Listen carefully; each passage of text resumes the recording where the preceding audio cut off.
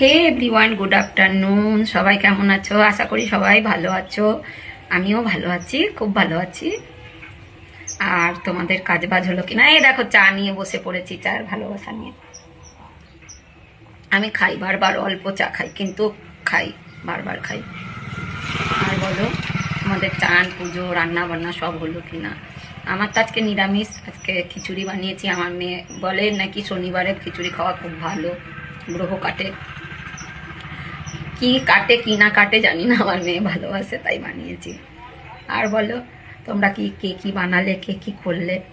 আজকে আমি ঘরেই বসে ব্লগটা বানাচ্ছি, কেন কি বাইরে প্রচণ্ড রোদ, বসা যায় না রোদে। আর রোদে বসতে গেলেই গরম লাগে, বাইরে তার থেকে ভালো একটা সোয়েটার পরে বসে কাজ করা ভালো।